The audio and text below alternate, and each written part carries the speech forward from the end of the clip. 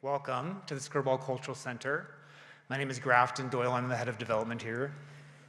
The Skirball was founded on a simple but powerful idea that this could be a place where people of all backgrounds come together around Jewish culture and American democratic ideals and values, and leave feeling more connected to each other and to something larger than themselves. We believe that art, story, and shared experience are how that happens. This afternoon's program is a perfect example of that belief in action. This event started the way so many good things do, with a simple and small idea and the right person in the room. Through our work with Emily Kane Miller and her client, a passionate collector and enthusiast for the comic book form, the Skirball produced its first comic book exhibition. Curated by Patrick Reed, Ben Saunders, and our own Michelle Urton, the show brought to life the world of Jack Kirby, including his remarkable Jacob wrestling with the angel, as you see here. A biblical story that felt, as Emily noted on our gallery walkthrough, almost prescient, given the world we are living in right now. That observation planted a seed, and here we are, in a room full of educators wrestling with some of the most important questions of our time. That is exactly what this place is for. I also want to thank the Charles Bronfman Prize for their generous support of this afternoon. We are grateful for all the possibilities that this partnership makes. It is now my great pleasure to introduce you to someone who has been an extraordinary partner to this institution and a real force behind so much of what you see here today. Please welcome Emily.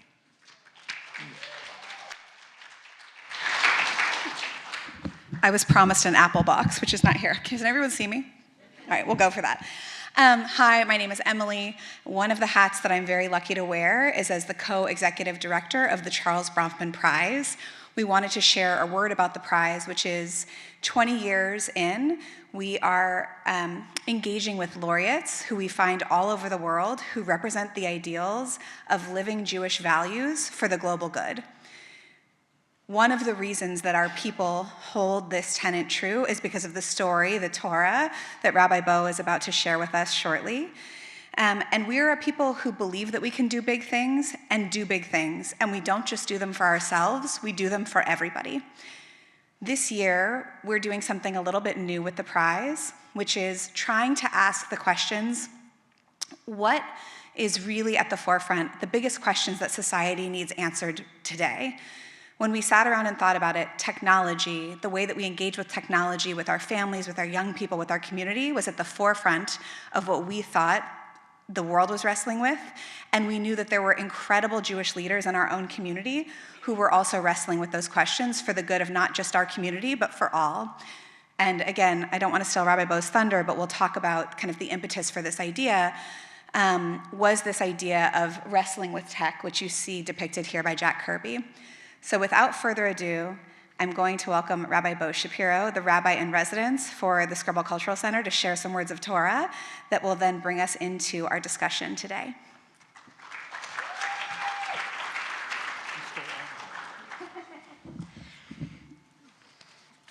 Good afternoon, everyone. The room that we're all sitting in right now is named for Edgar F. Magnin, perhaps the most influential rabbi in Los Angeles history. The Skirball Cultural Center was named after Jack Skirball, another rabbi turned film producer, turned real estate developer, and of course, philanthropist. And when many of us arrived this afternoon, we turned onto Hersher Way, named in honor of our founder, Dr. Uri Hersher. I could go on, but I think you get the point. Suffice it to say, we like to name things. We name our pets, we name our children, we name our work, we name our hopes, our dreams. We even name the versions of ourselves that we aspire to become. The ancient rabbis taught that in the moment that a parent is contemplating the name for their child, they receive 1/60th the wisdom of a prophet. And, as beautiful and poetic as that may be, in truth, sometimes a name doesn't come from clarity at all. Sometimes a name comes from hardship, from struggle, wrestling. There are countless instances in the biblical narrative in which characters are renamed, but none as central to the story of the Jewish people as that of Jacob. Jacob, who finds himself alone in the dark, locked in a struggle with something he doesn't fully understand. Morning comes and he is no longer Jacob. He is now Yisrael, which literally means one who wrestles with God. That is why one of the names of the Jewish people, the people of Israel, the people who wrestle with God. It's interesting that the Torah doesn't resolve the story. It doesn't resolve the struggle. Jacob doesn't win. He continues to wrestle long enough to be changed by it. He leaves with a blessing, and he leaves with a wound. This story is perhaps the quintessential Jewish story. Our recent exhibition, which was the first retrospective on the life and work of the prolific comic creator Jack Kirby, included this incredibly striking piece, Jacob and the Angel.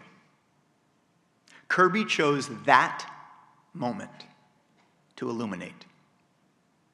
He doesn't make it gentle. He makes it intense, mechanical, overwhelming. Kirby's angel does not look like a messenger. It looks like a force, a system, something powerful and not entirely under human control. And just like that, Kirby's ink on paper transforms this from a biblical story into the story of our lives. We are all, in one way or another, in contact with something we have built, something powerful, transformative, and not entirely within our control. It's easy to respond to this fact in the extreme. Some say it will save us. Others, it will destroy us. Maybe so. But the Jewish tradition offers an alternative. Not certainty, not escape, but wrestling. Because wrestling is not a failure. It is the responsibility that comes with power. So perhaps today's question is not, is technology good? Is technology bad? But are we actually wrestling with it? Or are we simply allowing it to shape us? Quietly, constantly, without resistance, much less intention. It can be so easy to build something powerful, to organize our lives around it, defer to it, check it before we check in with one another, allowing it to become something we serve rather than something that serves us. So this afternoon, let's be Jacob. Let's be Yisrael. Let's wrestle. Let's resist. Let's question. Let's refuse to allow anything so powerful to become something we simply accept. Or worse, an altar at which we worship. I cannot promise any easy answers, But I can promise that if we allow ourselves to engage in this struggle, then like Jacob, we too will leave changed, and we will leave better. Thank you. The title of the conversation, as you all know, is Wrestling with Tech. And what we heard from our beautiful Drosh is that wrestling with tech suggests tension and not solution. And so I'm wondering for our panelists, what to you feels the most genuinely promising, and what to you feels the most genuinely concerning? Where is the tension in this work for you? Claire, you want to begin us? Sure. Hello, everyone. Such a pleasure to be here. So many wonderful, familiar faces in the room, and so many educators that we know and love in the room. So I just want to lift up the fact that you all are here, that you're out of your school buildings today, the care that you're giving for kids. You've come to be part of this conversation. So everything related to AI in education is about tension. And in fact, when I work with schools and teachers on this topic, I often do case studies that are actually called the tension of AI in education. And I'll give you a little color to that. I often like to lift up those teacher voices. And here are things that teachers tell me. So I have heard, quote, "We had a situation where kids were using ChatGPT to generate roasts of each other in an email chain, and that felt like turbocharged meanness." And then sometimes in the same conversation, I'll hear things like, "AI might let us change what our classes look like. It could be the lever or opportunity to change what school looks like for the better." There is inherent tension in this topic, and I'll just give a few more examples of that. So there's a tension here between AI giving voice to people who've lost their voices. I don't know if you've seen going around on social media, you know, what 11 Labs has done, giving people their actual voices back who've been paralyzed. But it also can be encouraging a child to self-harm.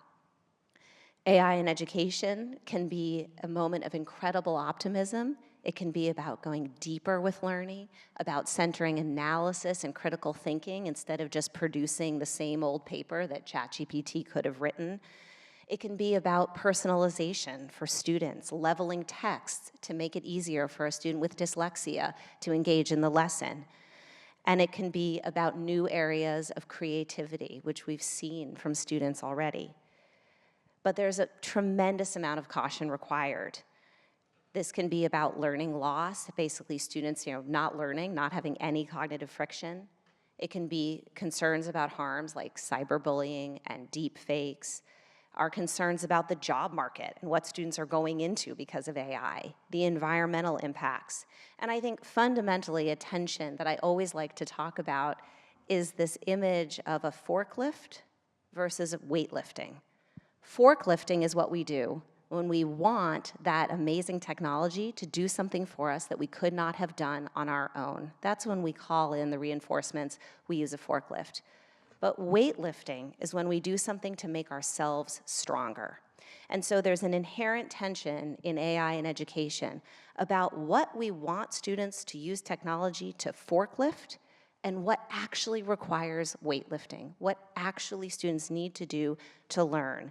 And so that's sort of at the center of this, and that's where teachers and educators need to be having the conversation.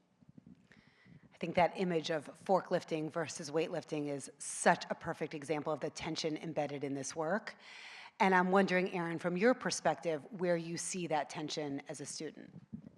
Hello, everyone. I'm Erin. So happy to be here, so thank you to all of you.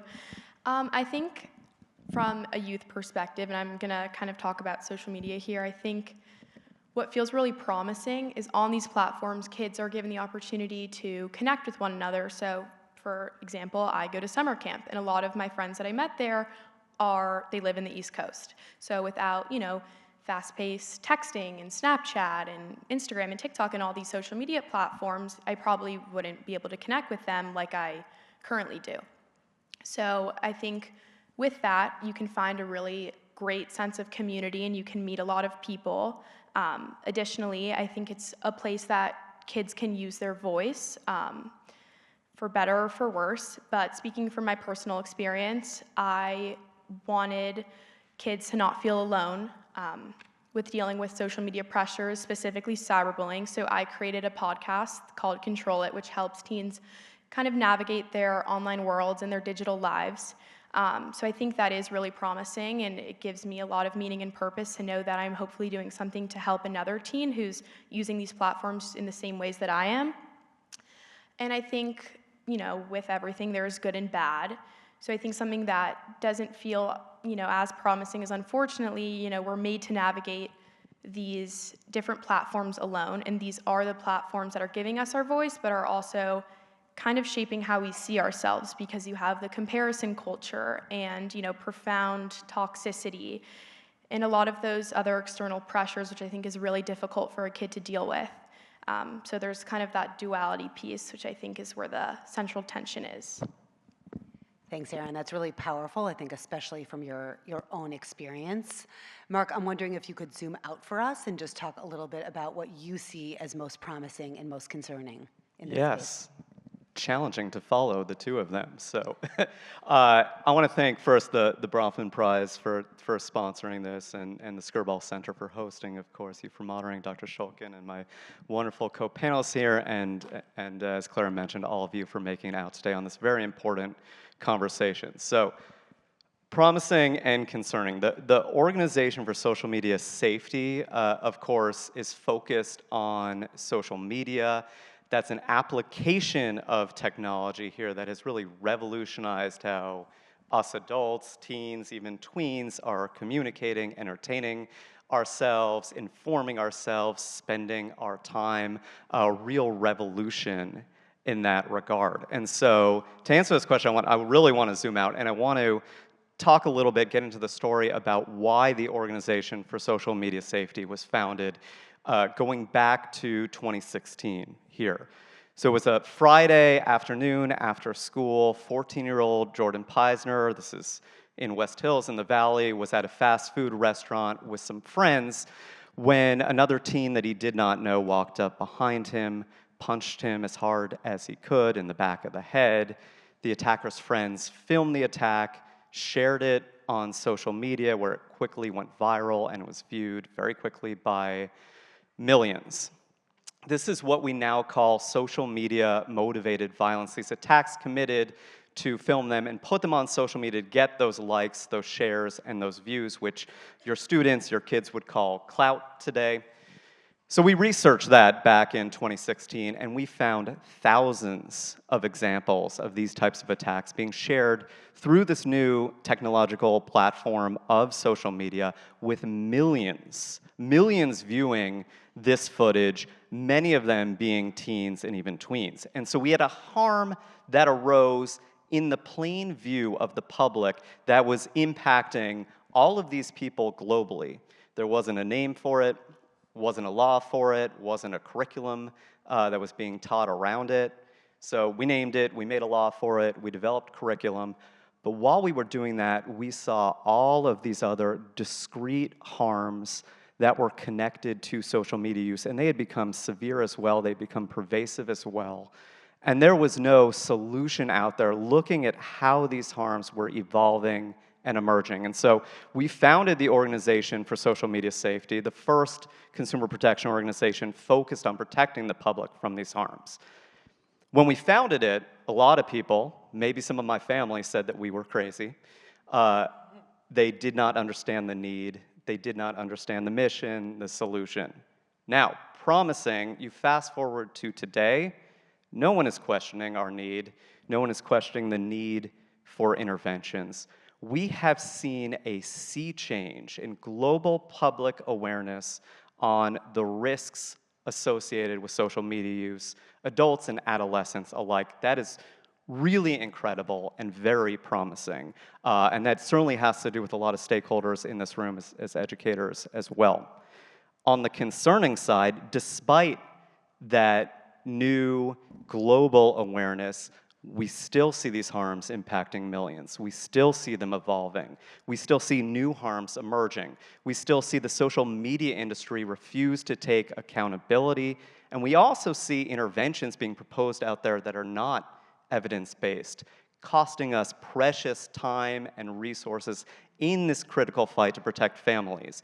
And so we still have a lot of work to do on the social media safety front.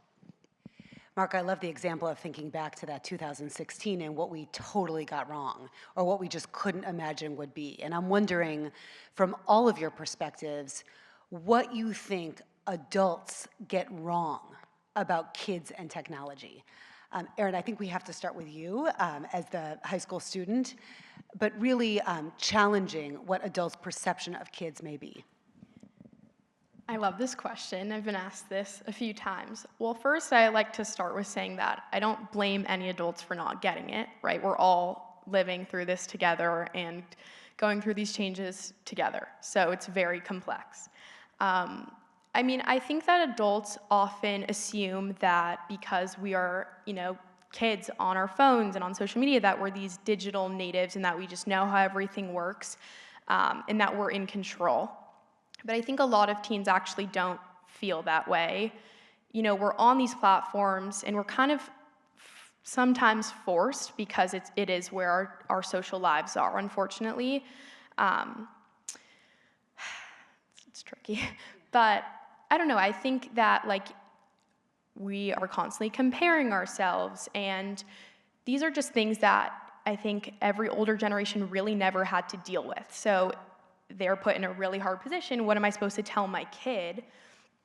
I think as a kid, I would say, and I've said this to my parents, I don't need constant surveillance and you telling me things because I would probably know more than you, which is pretty scary, especially when it's a really hard, thing to deal with, being on these platforms. But I think rather than saying to your kid, okay, get off, because that isn't necessarily realistic. Of course, guidance and limitations are needed. I think more education, parents should read more. I'm actually writing a little blog post on what parents misunderstand. Yeah, I think really just being there for your kid and providing support is the number one thing you can do, and giving them some guidance as opposed to the constant surveillance, because it's a really hard thing to grasp and you don't want to push your kid away by, yelling at them or something like that. I think that's such wise advice, Erin, and I think it's what you're saying about technology is really true in parenting and education in general. The best approach is just to engage in the conversation and get curious about what is actually going on. So thank you for that. Clara, you want to answer next? Yeah, so I think the biggest misconception on the education side, specifically with AI, is that students just want to use AI to cheat and that they're excited to do that. Now, it's not to say that that isn't a problem and happening, but cheating, academic dishonesty has existed since the beginning of time, and it's actually on adults to be thinking creatively about how we meet this moment. I think actually the data show that students are pretty wary of AI. They're not necessarily excited to entirely embrace it and to use it for sort of malicious purposes. My 9-year-old daughter knows that I talk about this a lot, and so we've discussed kind of ChatGPT and how you might use it in school. She was horrified at the idea that you could use it to get the answer. She said, but Mom, that's your phone doing the learning. You want your brain to learn. And so I think sometimes we assume that kids are bad and they just want to cheat. They don't. Common Sense Media, their study in 2025 showed that the majority of teens say that they do not trust AI companies and are in favor of safeguards. So they're actually asking us to support them in this work and not just think that they're terrible and want to do all the wrong things. It's so interesting because here again, I feel like what's true in the world of AI is just true in education and parenting in general. Kids actually want the limits, and I think so much of our misconception about teenagers is that they're sort of the enemy, that we need to look at them as if that they don't have real value and ethical sort of weighing in to the conversation. And I know when 2 years ago we made the decision to take away phones at Milken during the school day to become a phone-free campus, there was a lot of angst about, what are the discipline consequences going to be, and see a phone, take a phone, what will we do when we catch them? And we've had almost no issues, and by the end of day one, our students were saying that they really appreciated being in a phone-free environment. So I think a lot of sort of thematically, what you're both saying is that students want those limits and that we as the adults and institutions should be thinking about how to provide them. Mark? I mean, I want to tag along to that point, and then I have my own on what parents are misunderstanding. But it's a really good point when we talk about social media that we find that teens are so receptive to our education as we work with schools nationwide, because as Erin said, they want to connect with their friends.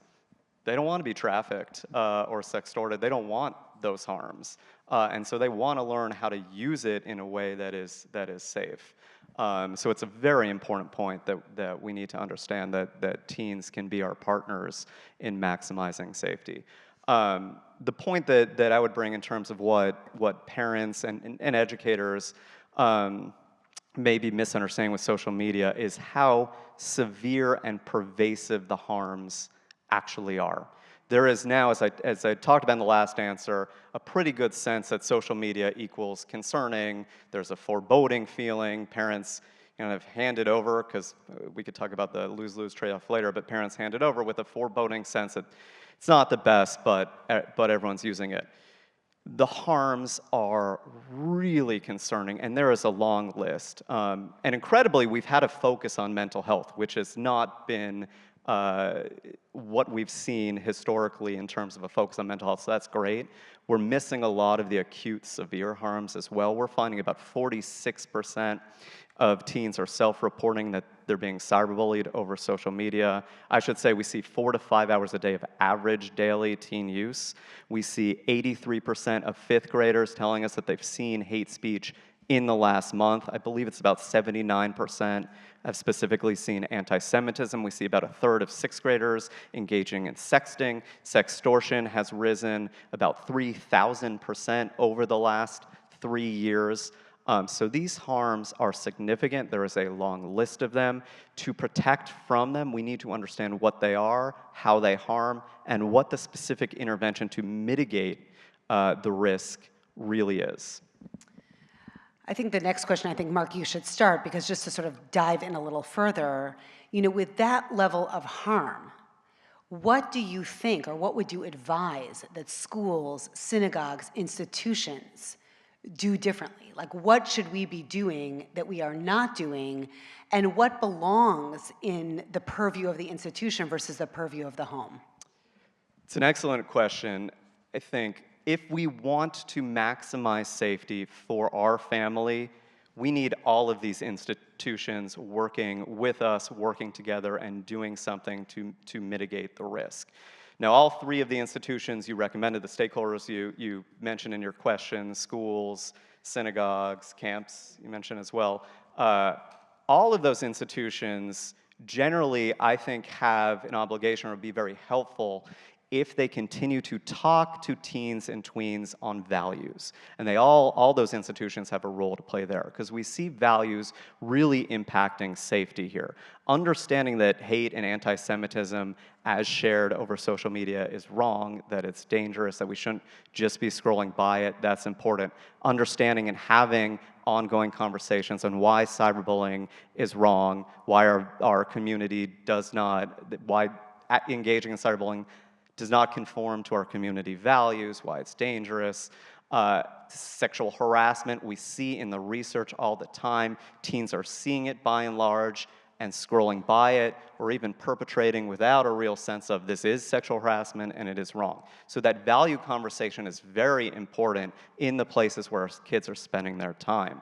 I would draw out schools a little bit that, of course, spend more time with our children than the other 2 institutions generally, and also have the duty of educating our students. And historically, that education in America has included educating on new technologies and related safety. And so that education, informing students of what these harms look like, how they work to harm, because you cannot protect yourself from a harm when you don't know what it is and how it works. This is part of our work, partnering with schools nationwide. We're very fortunate to be in the 3rd year of a grant from the Jewish Community Foundation, where we've been able to work with almost every Jewish school in LA County, providing this really essential education. And the last piece I'll mention on the school side here and what schools can do to help, I'll introduce a concept called the lose-lose trade-off. So what's happening globally is that parents have this horrific choice in the home of holding their children off of social media, and that substantially, of course, mitigates the risks associated with use, not completely, but substantially. But on the other hand, social media is a social medium. This is how as Erin said, how our children are communicating, how they are growing their friendships. And so if you are holding a child off of social media and they're the only one in their 5th or 6th grade class that's held off, we are putting them at what is a very real yet totally unresearched social detriment. And so this is a horrific choice that parents are facing. It's the reason why we have the recommendation like Wait for 8. It's why that recommendation is really not taking a hold globally because of this trade-off. And so we work with schools, and we've worked with a number actually of Jewish schools in LA County on this very thing, on developing community guidelines around safe social media use so that the whole community can move together, pull families out of this trade-off, and really increase protection for our tweens and younger teens. So that's a really big role that schools can play in this ongoing fight. I think that's really interesting, and it reminds me a lot of like that anxious generation. Like, it has to be a cultural movement for it to take hold. It can't be an individual conversation or only an individual conversation in your home or in your community. Claire, what for you are we over or under indexing here? Yeah, I mean, I would say that I do a lot of work with schools on their philosophies around AI and their policy work, and still not enough schools have philosophies or policies on the use of AI. Could be for students, could be for adults, could be for the business office, and I would argue that these should all be cohesive. I find that when there are not clear guidelines and guardrails in place, no one feels comfortable playing. And you have to have people play with AI in a safe way in order for them to see the benefits and all the exciting possibilities, as well as to understand the harms. And so we've got to sort of create conditions where people can feel that they're doing this in safe ways. And then I think as well, just, you've all said this, having conversations directly with students about the ethics of what they're encountering. Ethics and etiquette. We have not talked about AI etiquette as a society. Is it okay for you to take my CV, which has my home address on it, and put it into your unlicensed AI to write a recommendation for me for something? I don't know. I'm not sure I want my home address in your unlicensed AI. But how do we have that conversation with people? Certainly kids don't know how to have that conversation yet, and so we've got to facilitate that. Well, I think that's actually something so interesting because we focused a lot on concern and harm, but there is a lot of opportunity here, especially to give kids voice and agency in how this develops. And I think one of the interesting learnings for us has been, it's true in all technology, but kids are so much further ahead than the adults are, and so much less fearful in lots of ways of like what technology can do and what they don't know. So it does open up possibilities for kids to really take the lead and help the adults think through, because they're very interested in the questions of ethics and values in a way that I don't think we often give them credit for. Erin, do you want to add anything? I do. Well, first, I agree with everything that has been said. I was thinking of all the little points that I could build off of, but first, I'm going to kind of build off what you just said specifically about AI.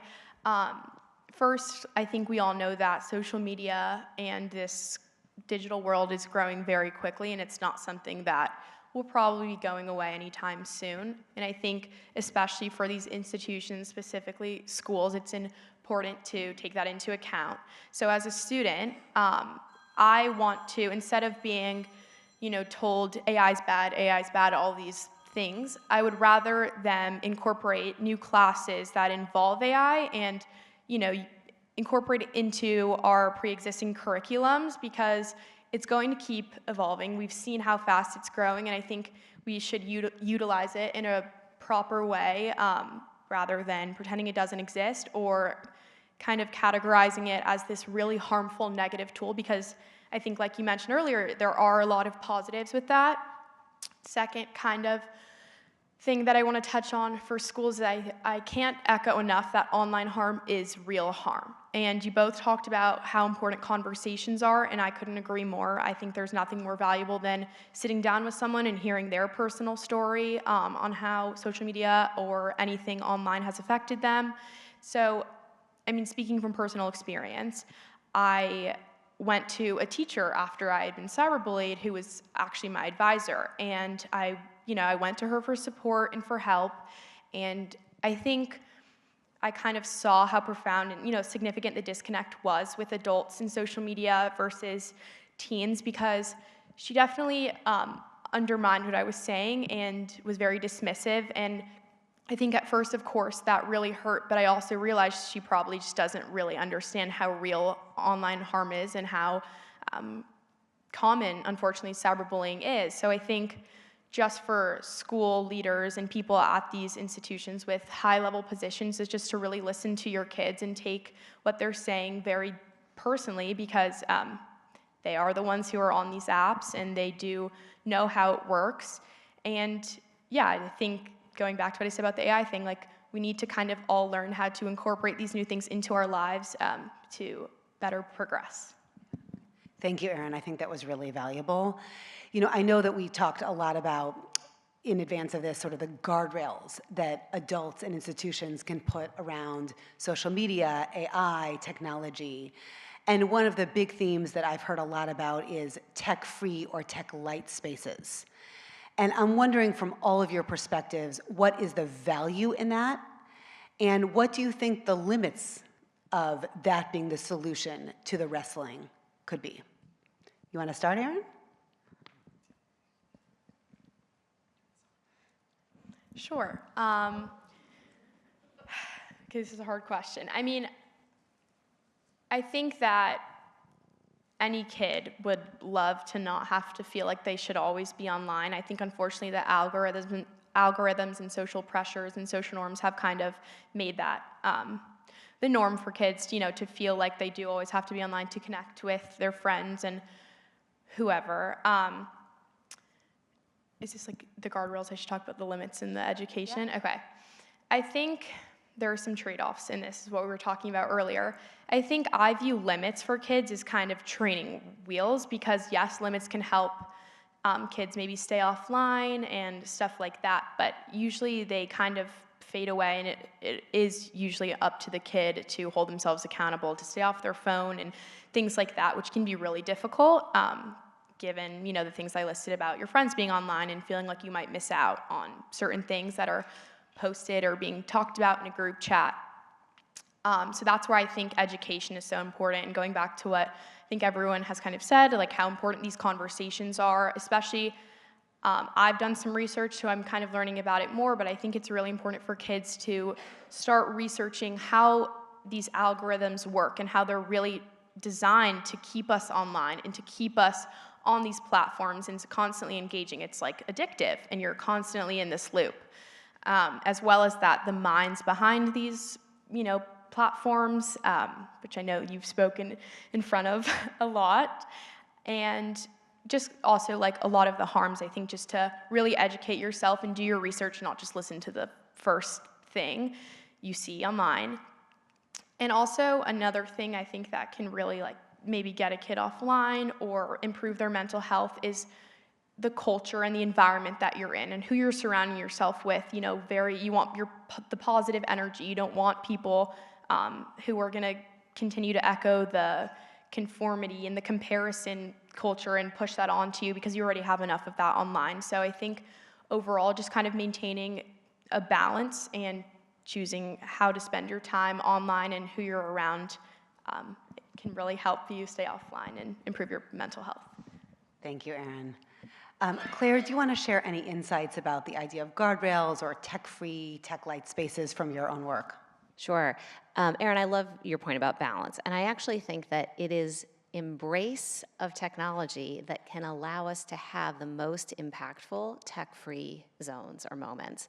And so, you know, in education, we have this concept of the flipped classroom, which is sort of, you think about the things that you did in the classroom growing up. It was often having a teacher give a lecture to you, et cetera, and then you'd go home and do your homework. When you think about flipping that, what that can mean is that at home, students are using technology to absorb content. Maybe they're even using a chatbot to help them learn something or help them write a paper. But then classroom time is actually very tech-free and can be all about the things that are most human and the most essential to education, which can be debate, discussion, learning empathy, practicing critical thinking. And so I think there's actually a really important use of some of these tools to really center what is most human and hold a place like the classroom as a beautiful tech-free space where, by the way, we can also have very authentic assessment of what students have actually learned. I think I love that answer, and I think one of the things that has interested me so much in the development of AI and other technologies is it's really forced us to ask, what is the purpose of education? Why come to class? How do you know when you know? And I think so much of what you have both said, and Erin, you touched on the power of community, is what schools can offer, and I would add particularly Jewish day schools can offer, is that sort of values-based community that is a buffer or a guardrail in and of itself to technology. Mark, anything to add? Yeah, still tough to follow them, and it made me even more grateful that we have Erin on our board here. It was just a really helpful, fantastic answer. So really quick, I don't know where we are in time, but really quickly, in terms of tech-free spaces, and as we talk about wrestling, that means to us wrestling with what the evidence says and where the evidence takes us. And what the evidence very clearly says now is that the more time that our children are on social media, the more time these risks have an opportunity to harm and cause more severe harm. And so when we talk about tech-free spaces, we think it's very urgent because at the end of the day, what that is doing is it's minimizing that amount of time. And we conduct research in partnership with UCLA as we work nationwide. So we see observationally, this isn't in kind of finalized published form yet, but we see observationally that the schools that have moved to these tech-free campuses, we're seeing less harm at the end of the day. Now we're gonna have to see where that research takes us, but really we're kind of in the second year of pulling back here in terms of implementing tech-free spaces, but we're very encouraged. I know we have a lot of camp people here as well, and you asked that in the last question, and we should mention what a crucial role camps are playing by giving our children breaks those 3 to 4 weeks over the summer. One, again, minimizing that time, also reminding our children that there are other ways to communicate, there are other ways to spend their time, there are other ways to entertain and inform themselves. That reminder is really crucial for our young adults. I'll add too, this is also important for adults as well. It is unresearched, essentially, what this is doing to adults, what social media is doing to adults. And so building in tech-free spaces for us as adults, I'll also kind of posit that as well as an important intervention to consider for our families. I'm telling you, the best thing that ever happened to me as a head of school is when the school went phone-free and I didn't have to carry my phone anymore. Like, I didn't have to be immediately reachable. So I think the point about the adults is huge. I saw Emily give me the 5-minute sign. So just as a way of wrapping up, I think these topics can feel really big and really overwhelming, especially on the harm side, but even in the possibility side. And I'm wondering if you could leave our audience with one concrete thing that they could do next week in the space of technology, what would that be? In their home, in their school, in their community? Claire, you want to start us? And we'll just go down. I'm going to say 2, but I'm going to do it fast. Okay. Number 1, advocate for clear guidelines, rules, and shared understanding so that you can play with technology. And then number 2, have real conversations with students about AI and ethics and AI etiquette. That's what I was gonna say. I think maybe I'll go back to what I was saying about the parents. I think as a parent, grandparent, aunt, uncle, really, if you're an adult who has a teen, in your life who is on social media, because most are, just be there for them and provide them, you know, your support, and really listen to what they're saying, because I've said it before, but online harm is real harm, and things that kids go through every day is stuff that, of course, no one has ever seen before, and it is very difficult to navigate. So yeah, I would say just have the conversations, be a set of open ears and arms, and continue to provide the support, and like you said, advocate and do your research. Yeah, I mean, I would echo that in terms of adding the how-to onto those conversations. You can go to our website, socialmediasafety.org. We have a free online course that parents and educators can take, and it has a checklist for conversations to have with the teens and tweens in your life on social media safety. Again, as I mentioned, you have to cover all those discrete harms so they know how to protect themselves. Number two, I would say we don't have time to talk about legislation, but I would say a lot of legislation happening. I'm going to Sacramento to testify on Thursday on some major legislation to put a pause button on social media use for adolescents, yes. We have a bill called Sammy's Law. Go to sammyslaw.org. That's going to give families the choice to use what we call third-party safety software that can send life-saving alerts. We need grassroots involvement to get those bills through, so thank you. Thank you, Mark. I think as a way of closing, I want to just harken back to what our rabbi shared with us in the opening around the idea of wrestling and how Jewish that is. And I think thinking about Claire's advice, Aaron's advice, Mark's advice, sort of the through line is being transparent with your kids, whether that's your own kids, your grandkids, kids at camp, kids at schools, about the wrestling that you are going through in how to use technology to improve your life, their life, and the world, and the harms that you are fearful of as well. I think too often we want kids to feel like we have it all figured out, but we clearly do not have it all figured out, and so we're best suited to just talk with them about that. Emily, Skirball, Bronfman Fellowship, thank you so much for hosting us in this important conversation, and thank you to all of our educators and guests for joining us for this. Have a wonderful rest of the day.